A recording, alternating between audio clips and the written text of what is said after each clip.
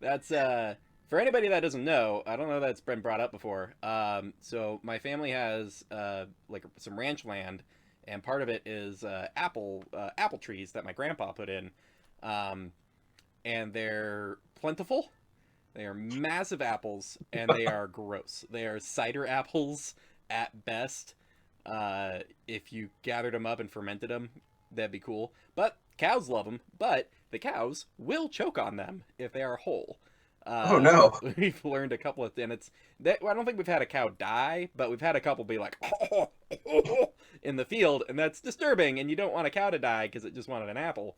So whenever we would have family gatherings for the last few years, at least, I think when my brother and my dad first proposed the idea, they're good like softball size apples, and so you chuck them and a good flat nose shovel, give it a whack, and slap that apple. I mean, that sounds like the quintessential I have some ranch land family Yeah, yeah. activity. We're kind of rednecks, but Oh yeah. we're in the Pacific Northwest, so we're not pumpkin chucking, we're gonna be apple slapping. So I grew up in Northern California, mm, and I grew up in like actual Northern California. mm, And I don't know how familiar you with are, but like people like to say like, oh, San Francisco is Northern California. But if you go about an hour above San Francisco, there's still 3 hours of California and right. just rednecks live. When I think the best analogy would be if you tell people that it's as like, don't think of it as Northern California, think of it as Southern Oregon, but more Yeah. south. Or I lived right on the border of where they want to put the state of Jefferson. Yep, that makes sense. Um, Don't know what that is. Google it. It's horrible. it's bad. And not a fun fact, but a fact is the people look at Oregon as like a very liberal state, and look at like Portland in particular as like keep Portland weird kind of thing. But like it's so white because black people were banned effectively. Like they weren't allowing slavery, not out of some utopian thing. They didn't want that many black people around, and that's real left up. Yeah, Oregon is like amongst the worst. Right.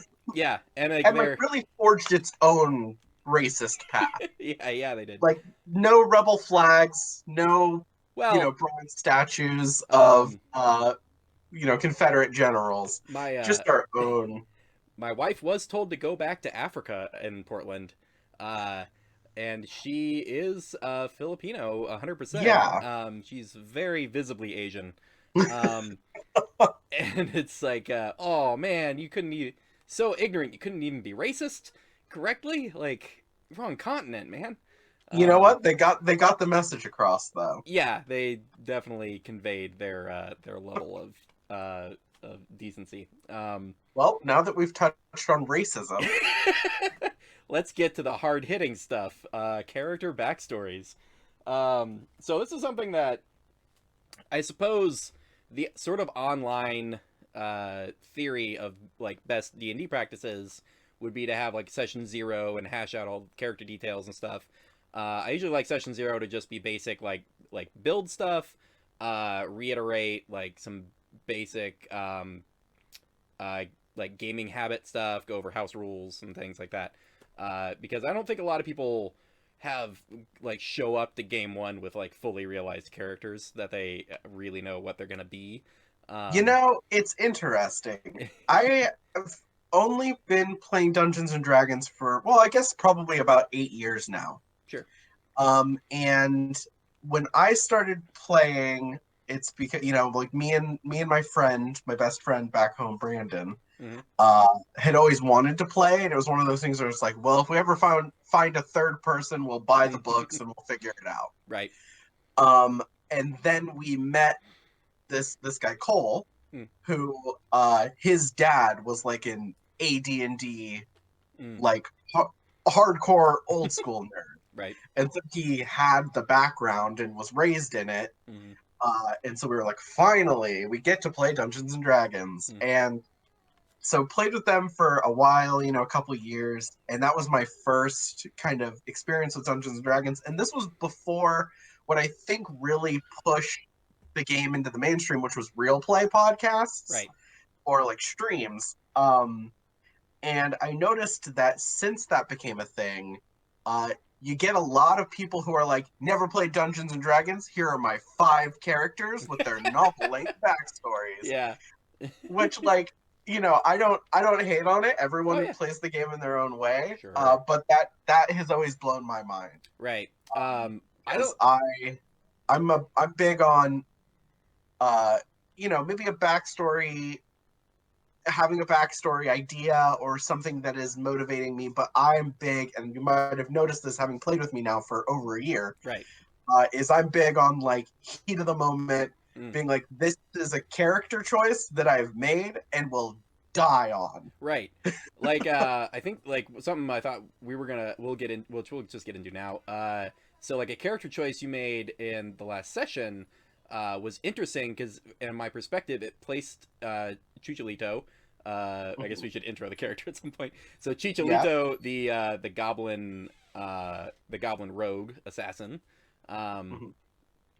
it's the a character choice of there was a bit like a moral quandary of there was the guy who hired you all, and then there's the woman that he had. You know, you guys didn't have full information. There was a back and forth. She was attacking him. He was ordering all of you to attack her. Um, cut back. Um, +2 in-laws of distraction. Um,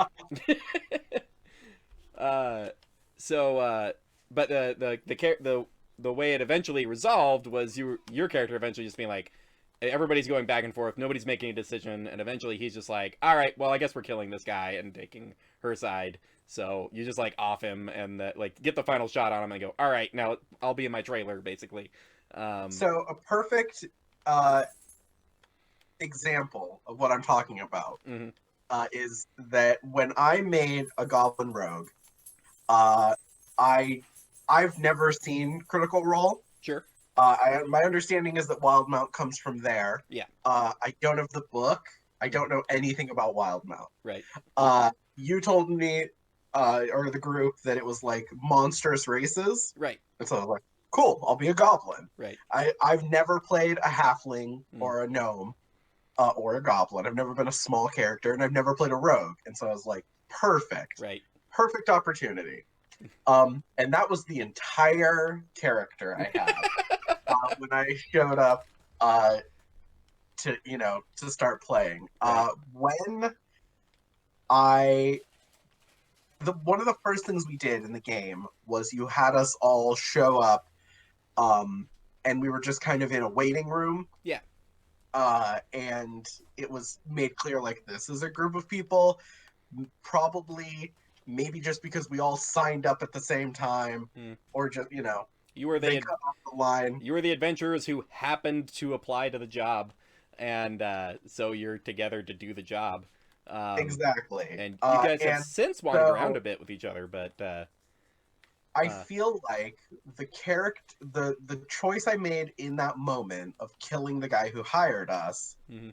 um, I'm saying is fallout, or maybe not PTSD, but Mm.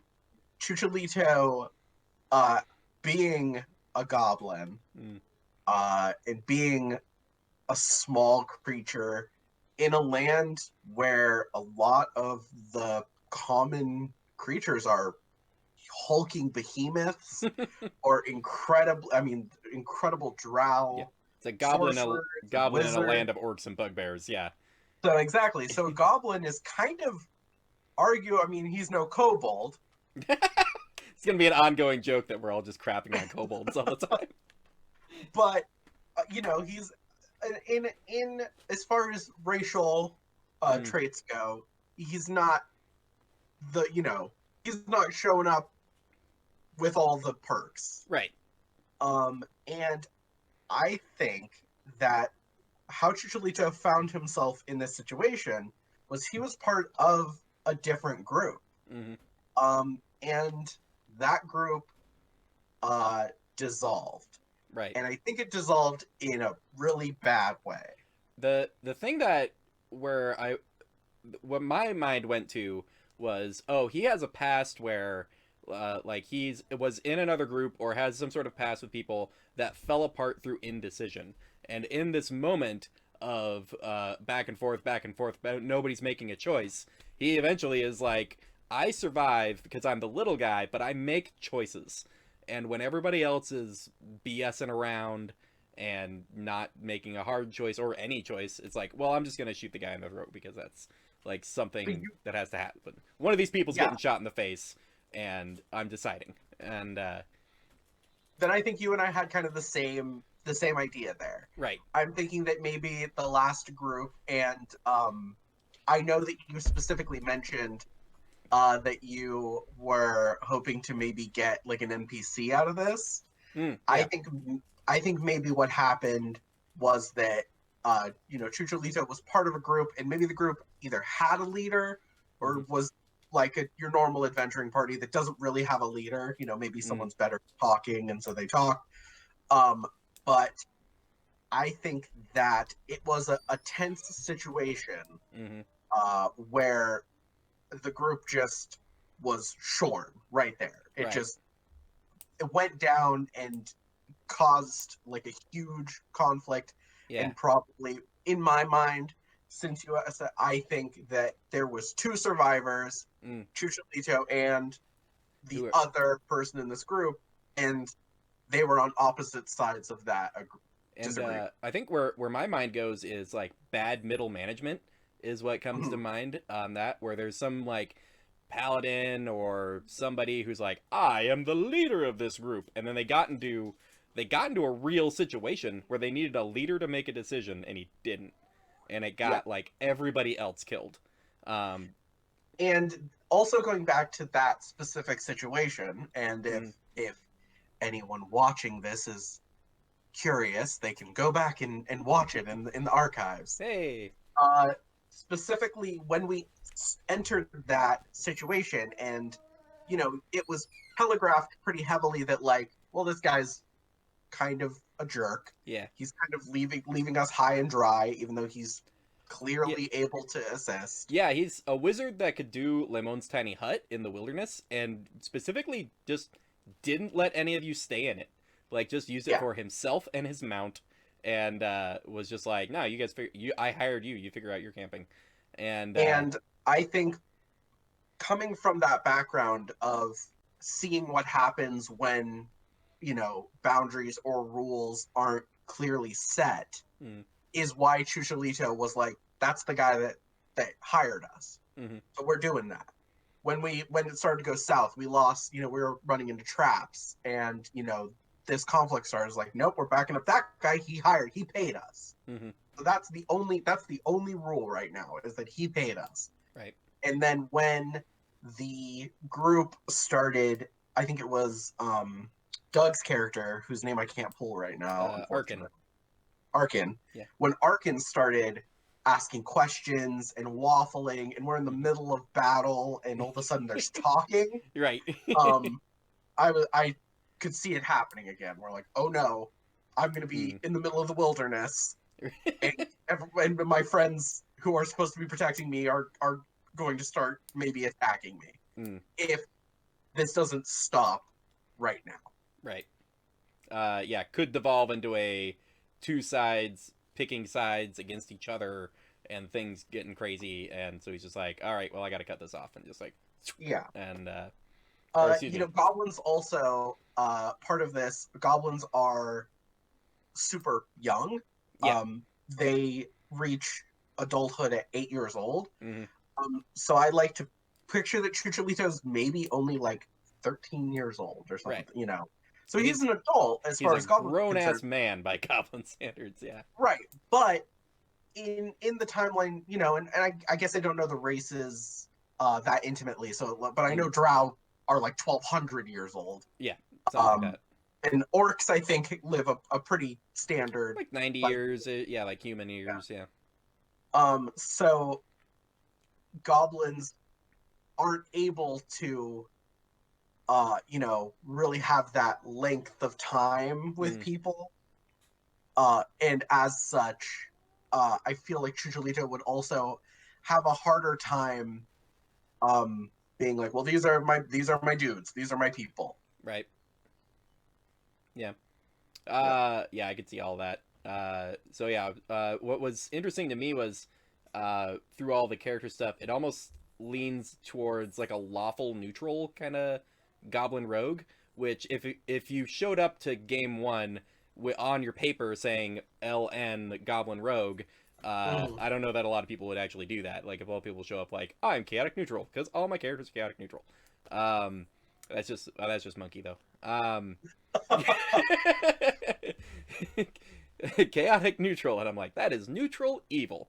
Uh, the side tangent. But yeah, but through playing the character, it's very much a lawful neutral perspective of, well, I've like chaos is has dire consequences. You've Mhm. seen it in person. It's like destroyed like friends in a group, and you're not about that indecision and that lack of structure. But you also have that flexibility of like, well, our lawful kind of thing is like, well, this guy paid us, so that's my baseline. But if it comes down to it, I'm going to just stop the chaos. Yeah. Um, and that's I thought that was a character defining moment, which just popped up in game, which I thought was excellent. And Um, that's the thing I look for in Dungeons and Dragons oh yeah. is the ability to Mm. define your character in a moment of gameplay. That is Hmm. exactly what I like in the Yeah, game. and it's a lot of it comes down to dice and in the moment stuff, and you'll never get it Mhm. in a writer's room or writing a book on your own or even at an improv class. Like Yeah. it's a very unique experience, and it's so good. Um, So yeah, I feel like and also going back to um because in that moment it was because I picture less Chuchilito and more goblins on the whole, going back to them being small and relatively weak, is like maybe the more cowardice or cowardly option there. mm, Um, because at that point it was one of these people needs to die, one of them is at death's door, and this other person who set all these traps hmm. looked pretty capable, Right. but also not aggressive toward us. Yeah, So I think that was one key factor is she hadn't made a single attack or aggressive move against any of you guys. It was all very right, focused on him, which is tied to her backstory and stuff. yeah. Um, fully willing to like get herself killed by these people who've been hired, but just needs to end that dude. Um, Also, as soon as he died, the first thing I did was say like, we don't want money or yeah, treasure. We just want to leave. This went poorly. right. We made a mistake. Yeah. Um, yeah. Oh, the other thing was I think I screwed up travel time a little bit because the location you're on is supposed to be uh, at like 110 or 120 miles from Asarius. Oh, okay, yeah. You So only had us do like two you were like nights. 2 days, which I think is like 50 miles with the travel mode that you guys have. Although I gotta go look Mhm. up my travel times again for that. But so but yada yada through another couple of nights of you guys just taking watches and nothing really happening. But uh, yeah, it's definitely a location where he's consecuted and he's dead now, and he's dead now because he wasn't in range of a beacon, at least any beacon that anyone knows of. So it's a very much uh, a high-ranking ish person from a powerful den is now actual dead. Um, so there might be some consequences, or you know, who knows if he gave information about his dealings. And from what you guys have seen so far from this lady, it sounds like there was some sort of deal that he manipulated that got a bunch of people killed. Um, Mhm. so it may be a non-issue, maybe an issue. I'll be making some rolls in the background, and it depends what you guys do next. And yeah. Yeah, and that's one of those things that even if it were traced, back, I think it's one of those things that Chuchilito would, you know, maybe even without directly lying through Mm, like, just explaining it from his perspective. Mm-hmm. Try to defend the actions of what happened, even if they were able to. I mean, obviously, you'd be like, I don't know, they got in a fight and he died. Well, but even Right. if they were like, it was your arrow clearly sticking out of his neck. Like, He's oh no, he took a I lot of did. he's taken a lot of he took a lot of hits from other sources, and then an arrow, and Yeah. who's to say where that arrow came from. So a couple of items we wanted to cover. We've been deep in backstory stuff. Mhm. Is there's a location thing where, as far as if there's a location you want to have more information on, because it's like you want to have that be your home base. I know there was the concept of you had a family that had like given you these heirloom daggers, and there's sort of like your signature weapons at this point, and so you have So family somewhere. one of the things I was thinking about Hmm. is the daggers being a family heirloom. Is that necessary? That is not necessary. We can change that up Okay, real easy. because one of the things that I was thinking of is that those daggers are maybe the family heirloom of the other person who survived the Mm, splintering of my last group. right. And I don't know even specifically that they were stolen, like I stole them. Mm. Maybe even, because we had been adventuring together for a while, he was like, hey, look, you're a sneaky little bastard. Take these Ooh. daggers, which are thrown well. A side idea is maybe they were his, and that was Mhm. part of the price of hiring the party, was giving these dragon tooth daggers out to this party. Like, he's hired 4 people, and part of the payment was each person got one of these daggers from his family collection. And That's fair. I mostly the reason that this came up to me mm, was the the magic cards. right. You sent me the art for Epic Confrontation. That's Mm, a great card. yeah, love Cons of Tarkir. I'm it. very familiar with Magic the Gathering. I Or Dragons of Tarkir, sorry. a key Um, a key feature of those was that it's what I happen to have in draft trash around. I mean, yeah, it's not a good card. It's just great art. Right, yeah. Um, Uh but specifically, at the opening oh yeah. scenes Let's of the see. campaign, you said that painting was on the wall, Yeah. and in that moment, even though I didn't say anything, this was just my own private character moment in my mind. Mhm. Was me seeing that painting and being like, oh, that's who got the teeth out. Because that guy's not a goblin. Right. That's fair. And so I'm thinking like either, maybe the other person who survived in this group is, I think on that card it's a human. I know there's mm, not a lot of humans around. sure. Um, And I know the thought that I had initially, just trying like, and I wasn't married to any of these particular thoughts, was that there was an adventuring group that some of you are descended from, or linked to in some way, where one of the people was this guy who would like punch things teeth out, like a strength monk or something. And I think because it's come up in game where you've been there. The Adam has his character Bud has these gauntlets that are like covered in teeth of like various species and races, and so the idea was like, oh well, his family, or however he got those gauntlets was from this dude, who's like the same dude who knocked out some dragon teeth, that then mhm. became the thing. So like it's a several of these things like linking back to an like a past party that has since like retired or died or disappeared, or and they could be from like 800 years ago in the age of Arcanum, before the gods like ditched the material plane. Mhm. Um, but I haven't. There's been no reason for me to nail down any of those plot points, because it's a collaborative storytelling game essentially, and Yeah. when you guys have better ideas, I am happy to steal them. Uh, Yeah, that was really my only kind of story idea about those daggers is mm-hmm, that, like I said, when I saw the painting, I put it together right. of like, oh, Mm-hmm. okay. So I I don't even know if I had much of the backstory right. or if it was offered. I think what you said, that the daggers were offered as payment Hmm. don't make a ton of sense. Right. Uh, I mean, and that makes sense where it's like, oh, you see this painting, you have a connection to it through these items that when the rest of the party got killed, you collected the daggers.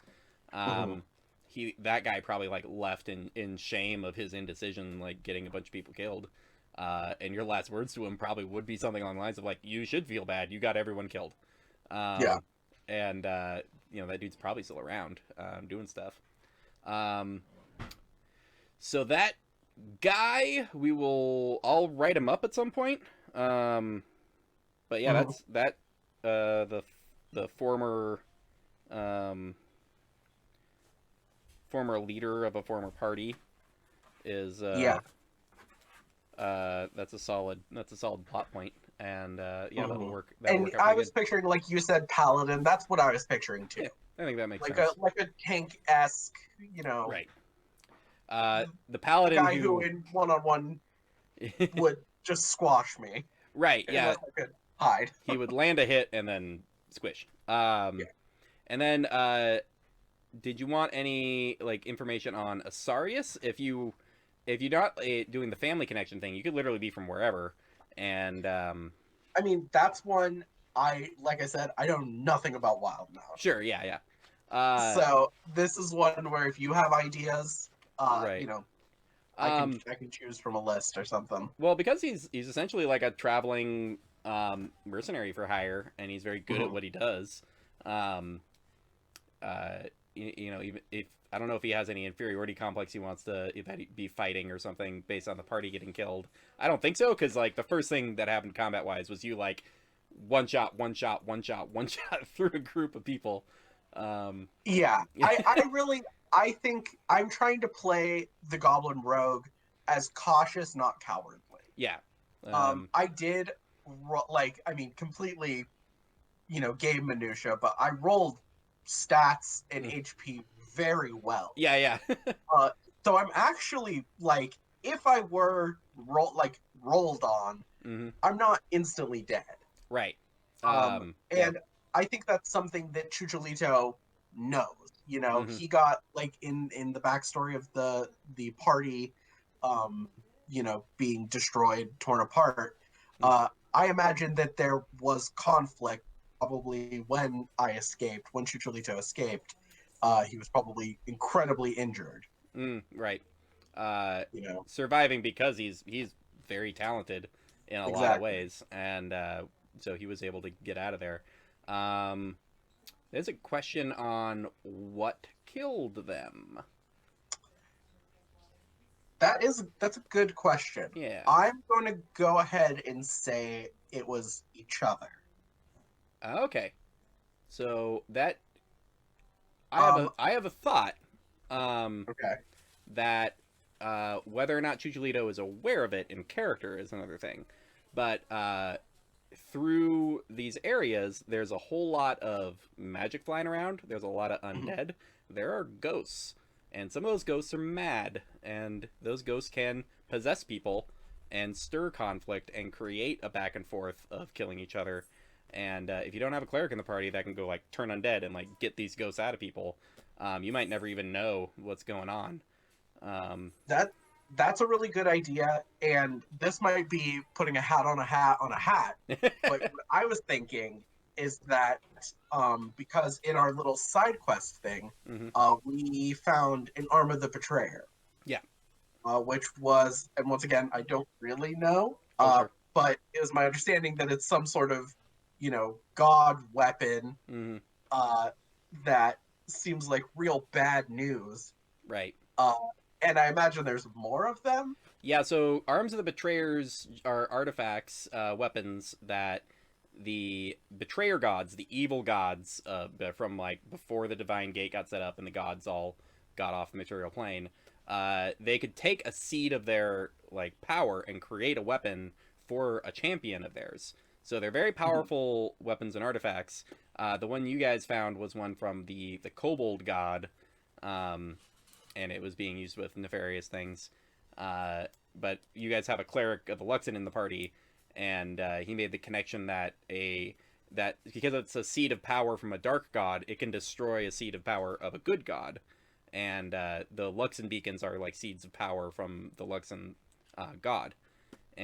And so as soon as he figured out like, oh, this could destroy like an artifact of my religion, I'm turning it in immediately. So what I was thinking is maybe our party, the original Chuchilito party, Mm-hmm. found another one of those. Ooh, Maybe yeah. another god artifact from, maybe a more chaotic even Mm, god, which is why it started, causing such intense conflict so quickly right. that really boiled over. Yeah. And like the indecision itself could be what to do about the item. Like they've thrown it in Hmm. a chest and they're pulling it along, but people are starting to get irritable and crazy, Yeah, and some One Ring stuff. yeah. So we're getting some. Again, that's gonna keep happening until I move my computer tower over to the more office area. Um, but yeah. I'm using, as I always do, my girlfriend's office Oh, setup.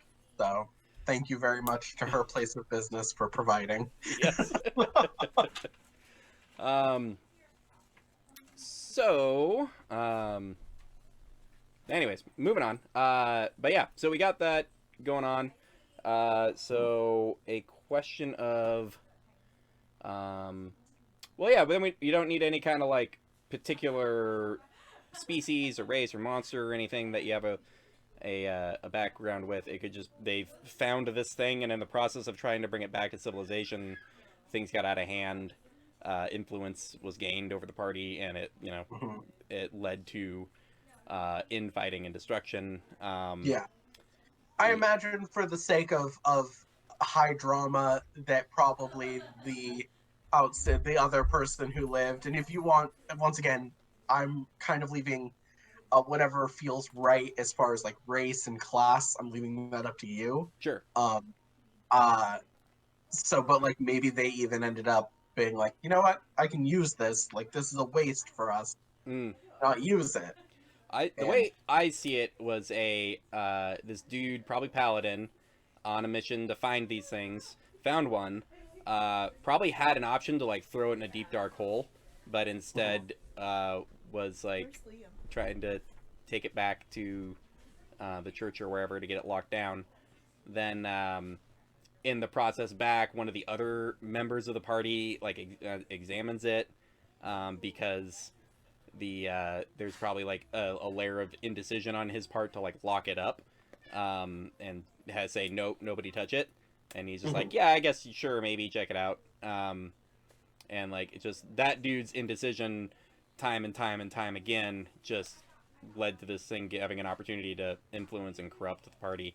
Um, Yeah, so perfect. yeah, we got it, nailed it, cut, print. Um, So you wouldn't have a real connection to a location in particular that I can think of. Um, yeah, not in particular. So you'd be kind of be from all over, and you wouldn't really you've been on the move for a while, and you Right. I imagine. I mean, so we're kind of on the eastern side of eastern of the continent. Yes, yeah. sort So of you're basically wedged between. There's the oh man, this is gonna be very hard for me to do properly because of how camera angles and my feedback loop works. But anyways, so there's a mountain range where on the west of that is the like quote unquote human civilization. The mhm, normal fantasy races and humans kind of thing. And then to the east of that is Jorhas with like the Drow as the primary race, and then all the like quote unquote monstrous races living in that area. And then there's another mountain range kind of thing, and then the coast after that is like where the calamity happened. It's like where the gods were punching each other in the face yeah. before. Yeah, so it's just like ruined with crazy magic that still like lingers to this day, to the point where like people that die there, if they have any sort of unfinished business, tend to like come back, and like the hole in their where their soul was is filled with magic, so they just kind of keep going without their soul. They're ready Yeah. to just kill and destroy things. Sounds like a great vacation. Right? Yeah. I'll keep it in mind. So that's kind of your location. Is you're between these levels. Now, well, the war is sort of peace treated at this point, but it was a real rock and a hard place as far as that society for a while. But yeah. So location, we're good. NPC, we got something really solid. For the build, was there something in particular that, or we talked about a little bit. You just had never played a small race and a rogue. Yeah, the only other thing I was thinking of, and I haven't really looked into this too much, Mhm. is I like the idea of like maybe finding a way to brew my own poisons. Right. And I think there's like a feat that has something to do with that.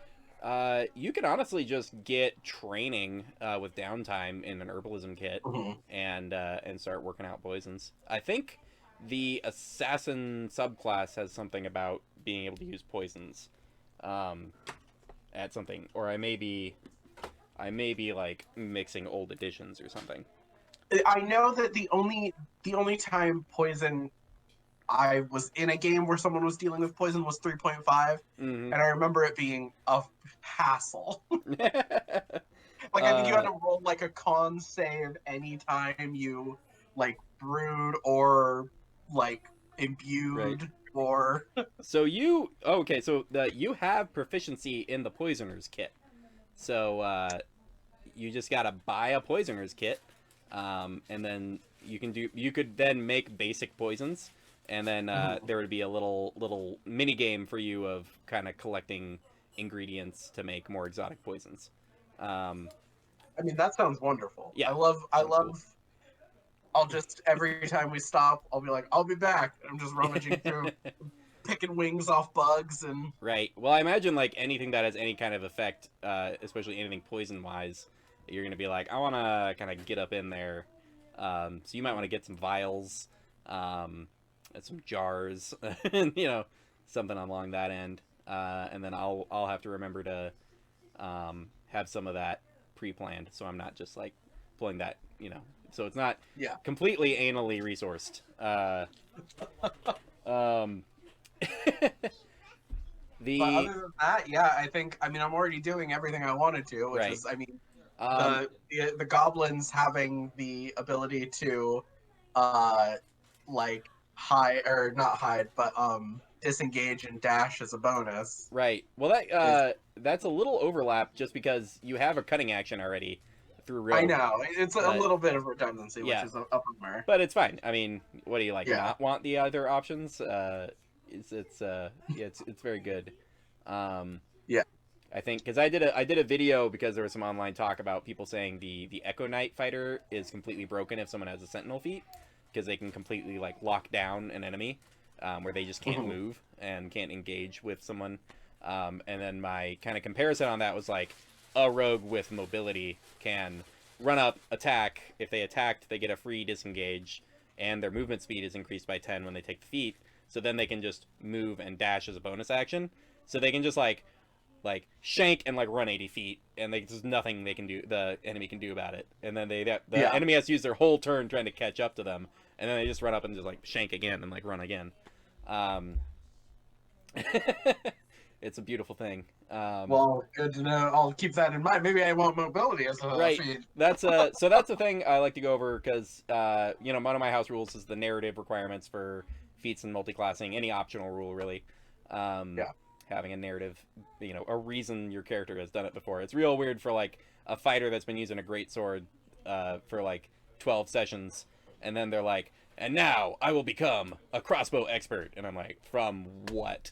Yeah. You've literally never fired your crossbow.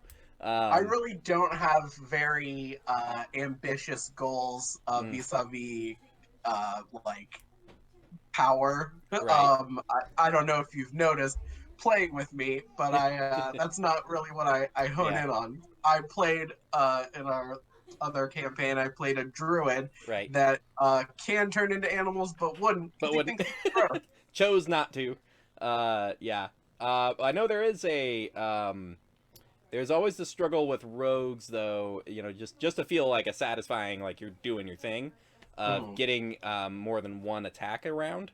And so that's either bonus action options, like an offhand weapon, like if you go in dual wielding daggers, that at least, even if you don't get like your bonus to damage on the hit on the offhand, you still have another chance to get your sneak attack in.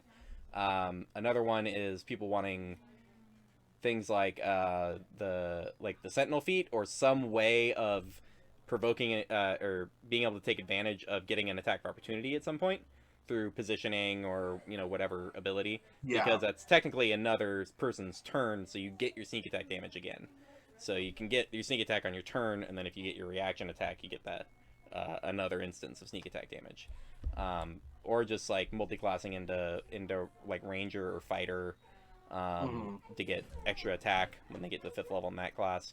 I could see. I'm certainly beefy enough. Yeah, I could see Chuchilito going fighter.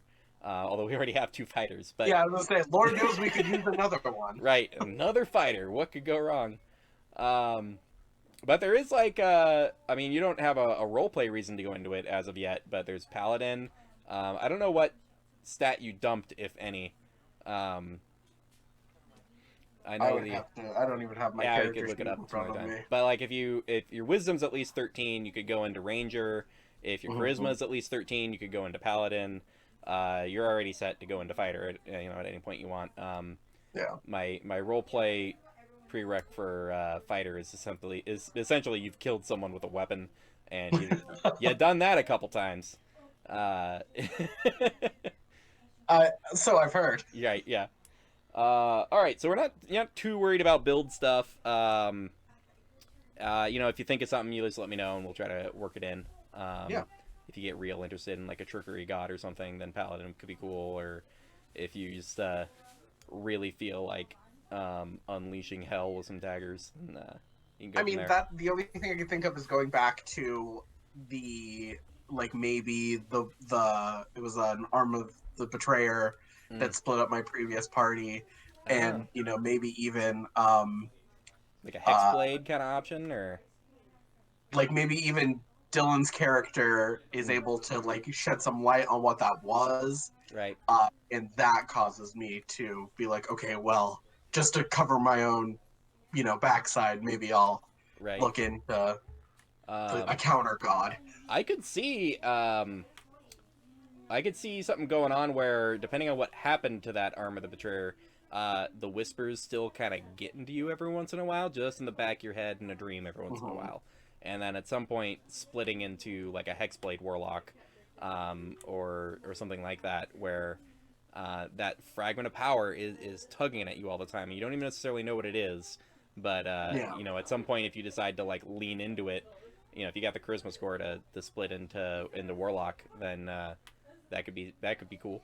I think I know I didn't use charisma as my dump stat. I think I have at least 12 in charisma. Okay. Yeah, I think you need a 13 for multiclassing, I think, but it's relatively easy to accomplish. Something to think of, though. Yeah, if that's something that ends up interesting you, you look ahead a couple levels on assassin, and you're like, well, the meaty stuff has kind of been done, and I know one of the later features is about disguising yourself and going into social situations, which doesn't sound like the idea. It's sort of a meh, but still, the whole time your sneak attack dice just keep going up every 2 levels. Yeah, I like that. Yeah, I'm that's not always mad rad. at that. Yeah. But I've never multi-classed, so maybe, and everyone's always talking about how rogue and paladin go, right? They do, yeah. Because you land that crit, and then you're like, I decide to use my smite, and it's like, all right, yeah, go for it, man. And then you're rolling 3d8, 3d6, another 2d4 from the weapon, and all that gets multiplied. And I'm just like, oh, okay. It's dead. It's just dead. It's dead. It's fine. It's dead. Hey, I mean, a lot of people complain that it's sometimes hard to deal damage as a rogue, but not been a problem as of yet. No. So I guess the only other thing we could talk about would be your trinket kind of thing, which we talked about a little, is these 4 dragon tooth daggers that you found in your possession. So none of them were awakened when we entered into that right. And so I felt like Chuchilito would have been surprised by that, Yeah. but also pretty cognizant of like, oh, okay, I see what happened there. Yeah, I mean, you live in a society where there are drow that can like can create just floating towers if they feel like it. So it's not like magic is unheard of, Yeah. but it is a little bit like, oh, these aren't just very nice daggers. These are doing a thing. Mm-hmm. Um, so I think you were one of the first ones I think to actually figure out what his thing does. And I guess spoiler alert, everybody's thing does something, and they got to figure out how to make it work.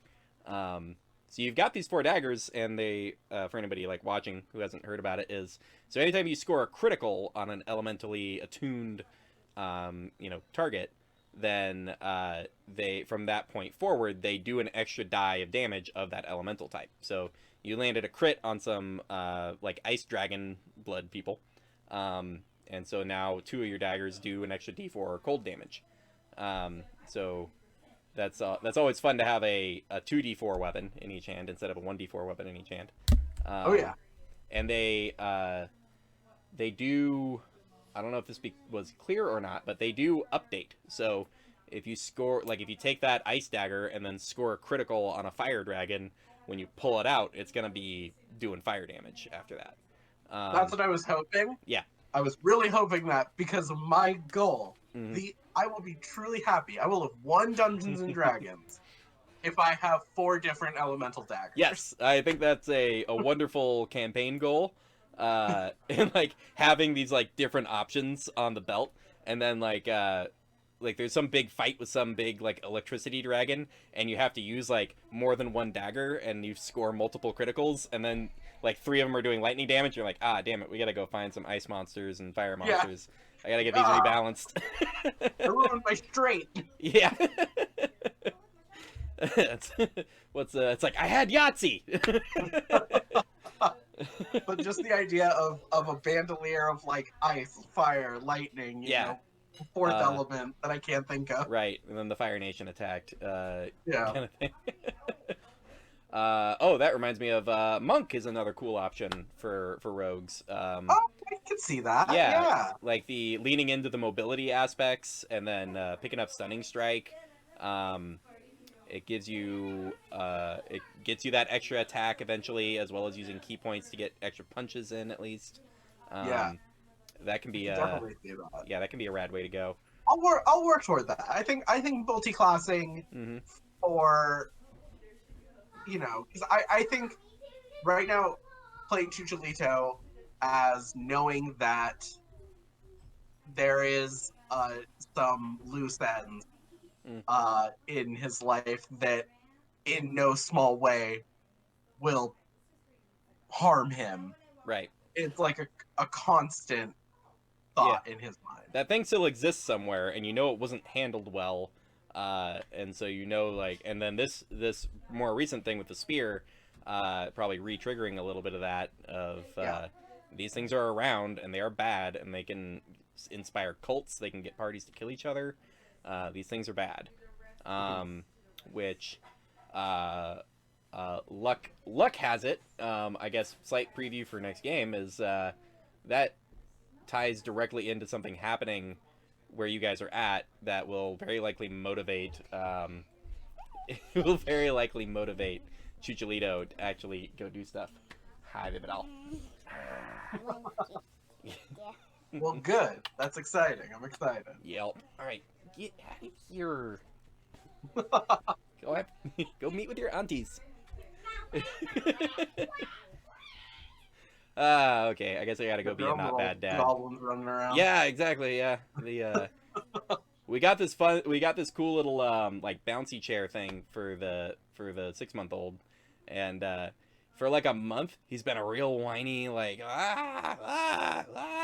and then as soon as we got that from one of my wife's cousins, we just like stuck him in it, and he was just like and he's got a bunch of things to grab, he can turn in place, and ever since then he's just been like, I am a happy baby playing, now I need a diaper change, now I will sleep.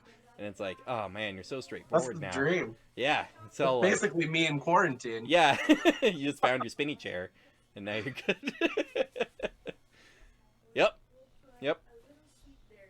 It's pretty good impersonation. All right. Well, man, this has been rad. I have minor edits to make from family members walking through. Yeah, but yeah, otherwise we're I'm good. pretty pleased with it. Yeah, it's good times. Excited Well, to see where this goes. yeah, I'll see you Sunday, and we'll see what's going on with that lady and those traps and stuff. Sounds good. All right. All right. All right. Thanks, man. See Yeah, ya. bye. Bye.